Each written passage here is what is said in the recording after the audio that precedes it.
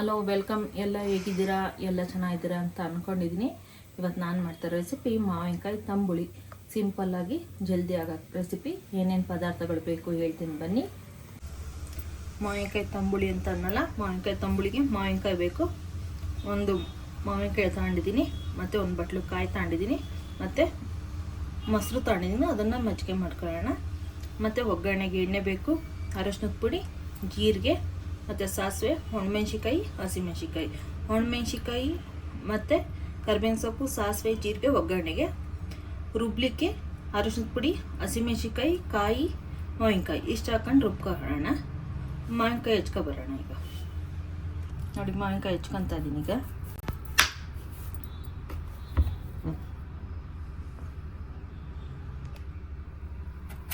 ನೋಡಿ, ಮಾವಿನಕಾಯಿ ಸೀಸನ್ ಇರೋದ್ರಿಂದ ಮಾವಿನಕಾಯಿ ಹಿಂಗೆ ಹೆಚ್ಚಿಬಿಟ್ಟು ತಂಬುಳಿ, ಮಾವಿನಕಾಯಿ ಗೊಜ್ಜು ಆ ಥರ ಎಲ್ಲ ಮಾಡ್ಕೊಂಡ್ರೆ ತುಂಬ ಚೆನ್ನಾಗಿರುತ್ತೆ. ನೆಕ್ಸ್ಟ್ ವಿಡಿಯೋದಲ್ಲಿ ಮಾವಿನಕಾಯಿ ಚಟ್ನಿ ಮಾಡೋದು ಹೇಗೆ ಅಂತ ತೋರಿಸ್ತೀನಿ.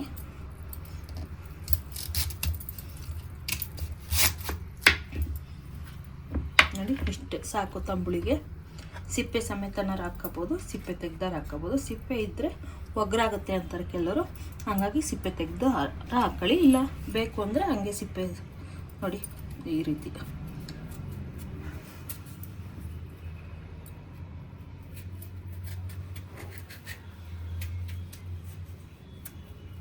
ಬಂದ್ಬಿಡ್ತೀನಿ. ಇದನ್ನು ಅಷ್ಟನ್ನು ನೋಡಿ, ನಾನು ಚಾಕೋಲೆ ಸ್ಕ್ರಬ್ ಮಾಡ್ತಾಯಿದ್ದೀನಿ. ಸೌತೆಕಾಯಿ ಸ್ಕ್ರಬ್ ಬರುತ್ತಲ್ಲ, ಅದರಲ್ಲಿ ಸ್ಕ್ರಬ್ ಮಾಡ್ಕೊಳ್ಳಿ, ಕ್ಲೀನಾಗಿ ಬಂದ್ಬಿಡುತ್ತೆ. ನೋಡಿ, ಸಿಪ್ಪೆ ತಗೊಂಡಿದ್ದೀನಿ ನಾನು. ಇವಾಗ ಹೋಳಾಗಿ ಕಟ್ ಮಾಡ್ಕೊಳ್ಳೋಣ.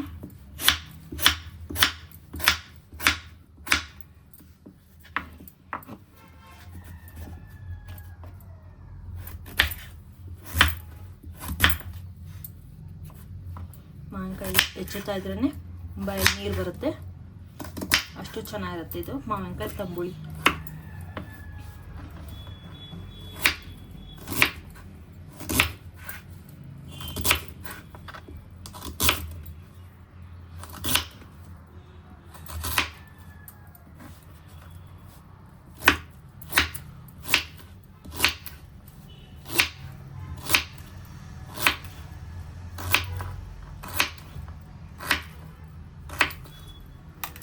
ನೋಡಿ, ಎಲ್ಲ ಹೆಚ್ಚಿಟ್ಟಿದ್ದೀನಿ.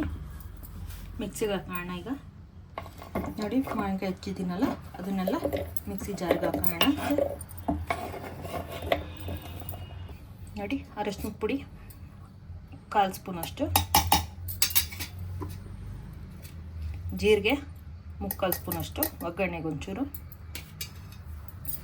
ಮತ್ತು ಹಸಿರು ಮೆಣಸಿನ್ಕಾಯಿ ಖಾರಕ್ಕೆ ತಕ್ಕಷ್ಟು. ಮೆಣಸಿನ್ಕಾಯಿ ಖಾರ ಇತ್ತು ಅಂದರೆ 1-2 ಹಾಕ್ಕೊಳ್ಳಿ, ಖಾರ ಕಡಿಮೆ ಇದೆ ಅಂದರೆ 4-5 ಹಾಕ್ಕೊಳ್ಳಿ.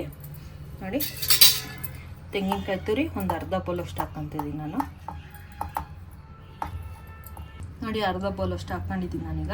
ಇವಾಗ ಸ್ವಲ್ಪ ನೀರು ಹಾಕ್ಕೊಬಿಟ್ಟು ಮಿಕ್ಸಿ ಮಾಡೋಣ. ನೋಡಿ, ಸ್ವಲ್ಪ ನೀರು ಹಾಕ್ಕೊಂಡಿದ್ದೀನಿ, ಮಿಕ್ಸಿ ಮಾಡ್ತಾಯಿದ್ದೀನಿ.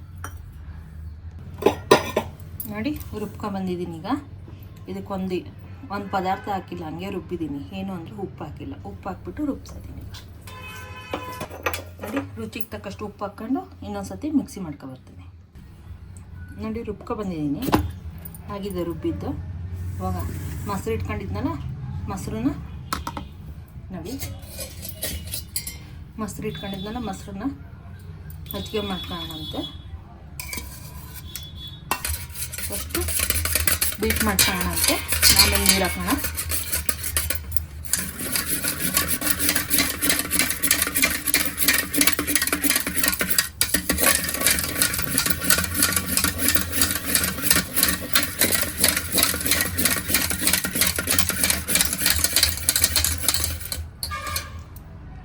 ನೋಡಿ, ಬೀಟ್ ಮಾಡ್ಕೊಂಡಿದ್ದೀನಿ. ಇವಾಗ ಮಜ್ಜಿಗೆ ಇವಾಗ ನೀರು ಹಾಕ್ಕೊತಾ ಇದ್ದೀನಿ. ನೀರು ಹಾಕ್ಕೊಂಡು ಇನ್ನೊಂದ್ಸತಿ ಬೀಟ್ ಮಾಡೋಣಂತೆ. ನೋಡಿ, ರುಬ್ಕೊಂಡಿದ್ವಲ್ಲ, ಎಷ್ಟು ಬೇಕೋ ಅಷ್ಟು ಹಾಕ್ಕೊಳ್ಳಿ. ಪೂರ್ತಿ ಹಾಕೊಳ್ಳೋದಕ್ಕಿಂತ ಸ್ವಲ್ಪ ಹಾಕ್ಕೊಳ್ಳಿ. ಹಾಕ್ಬಿಟ್ಟು ಕೈ ಆಡ್ಕೊಂಡು ನೋಡಿ, ಟೇಸ್ಟ್ ನೋಡಿಬಿಟ್ಟು ಆಮೇಲೆ ಮತ್ತೆ ಬೇಕು ಅಂತ ಅನಿಸಿದ್ರೆ ಹಾಕೊಳ್ಳಿ, ಇಲ್ಲ ಅಂದರೆ ಅದನ್ನು ಈ ದೋಸೆ ಮತ್ತು ಚಪಾತಿ ಅದ್ರ ಜೊತೆಗೆಲ್ಲ ಚೆನ್ನಾಗಿರುತ್ತೆ ನೋಡಿ. ಅದ್ರ ಜೊತೆಗೆ ಕಾಂಬಿನೇಷನ್ ಚೆನ್ನಾಗಿರುತ್ತೆ. ಹುಳಿ ಹುಳಿ ಉಪ್ಪು ಹುಳಿ ಖಾರ ಎಲ್ಲ ಇರುತ್ತಲ್ಲ, ತುಂಬ ಚೆನ್ನಾಗಿರ್ತದೆ ನೋಡಿ. ಗಟ್ಟಿ ಆಯಿತು. ತಂಬುಳಿ ಅಂದರೆ ನೀರಾಗಿರ್ಬೇಕಲ್ಲ, ಇನ್ನೊಂದು ಸ್ವಲ್ಪ ನೀರು ಹಾಕ್ತೀನಿ. ಇನ್ನೊಂದು ಲೋಟದಷ್ಟು ನೀರು ಹಾಕ್ತಾ ಇದ್ದೀನಿ.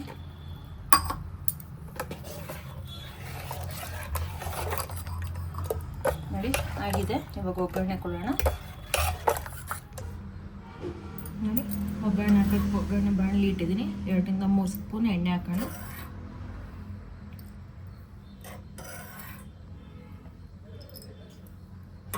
ನಾನು ಸಣ್ಣ ಸ್ಪೂನ್ ಇಟ್ಕೊಂಡಿರೋದ್ರಿಂದ 3 ಸ್ಪೂನ್ ಹಾಕಿದ್ದೀನಿ. ನೀವು ದೊಡ್ಡ ಸ್ಪೂನ್ ಇಟ್ಕೊಂಡ್ರೆ 1 ಸ್ಪೂನ್ ಎಣ್ಣೆ ಸಾಕು.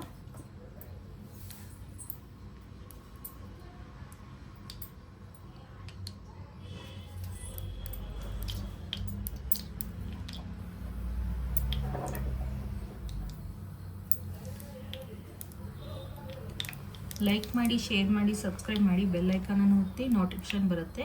ಆಲ್ ಅಂತ ಲೈಕ್ ಮಾಡಿ, ಶೇರ್ ಮಾಡಿ, ಸಬ್ಸ್ಕ್ರೈಬ್ ಮಾಡಿ, ಬೆಲ್ ಐಕಾನನ್ನು ಒತ್ತಿ ಆಲ್ ಅಂತ ಬರುತ್ತೆ, ಅದನ್ನು ಪ್ರೆಸ್ ಮಾಡಿ. ಇವಾಗ ಎಣ್ಣೆ ಕಾದಿದೆ, ಸಾಸಿವೆ ಹಾಕ್ತಾಯಿದ್ದೀನಿ.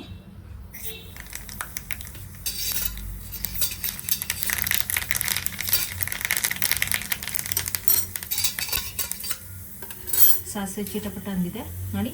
ಜೀರಿಗೆ, ಒಣಮೆಣಸಿನ್ಕಾಯಿ ಮತ್ತು ಕರಿಬೇವಿನ ಸೊಪ್ಪು ಇಷ್ಟನ್ನು ಒಟ್ಟಿಗೆ ಹಾಕ್ತಾಯಿದ್ದೀನಿ. ಸ್ಟವ್ ಆಫ್ ಮಾಡ್ತಾಯಿದ್ದೀನಿ. ಒಗ್ಗರಣೆ ಆಗಿದೆ ಈಗ ನೋಡಿ. ಒಗ್ಗರಣೆ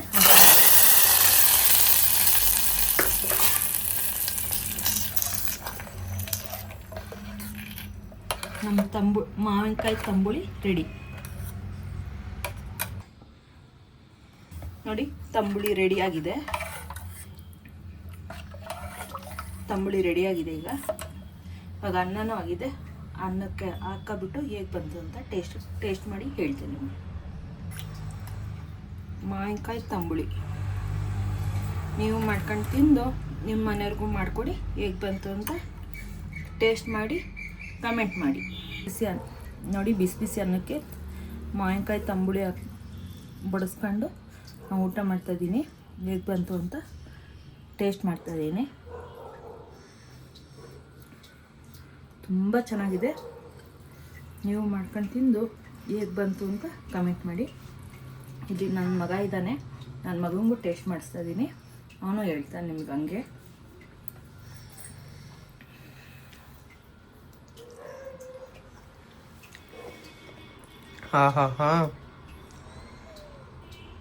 ಸೂಪರ್ ಆಗಿದೆ.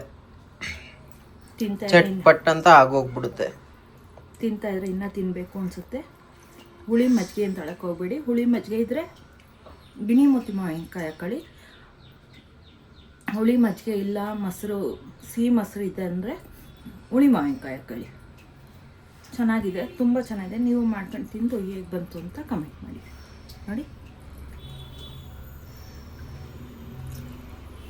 ಸೂಪರಾಗಿ ಬಂದಿದೆ. ಇದ್ರ ಜೊತೆಗೆ ಹಪ್ಪಳ, ಸಂಡಿಗೆ, ಬಾಳ್ಕದ ಮೆಣಸಿನ್ಕಾಯಿ ಇವೆಲ್ಲ ಇದ್ದರೆ ತುಂಬ ಚೆನ್ನಾಗಿರುತ್ತೆ ಟೇಸ್ಟ್ ಮಾಡೋಕ್ಕೆ. ಅದು ಬಾಳ್ಕದ ಮೆಣಸಿನ್ಕಾಯಿನ ನಾನು ನೆಕ್ಸ್ಟ್ ವಿಡಿಯೋದಲ್ಲಿ ನಿಮಗೆ ತೋರಿಸ್ತೀನಿ ಹೇಗೆ ಮಾಡೋದು ಅಂತ.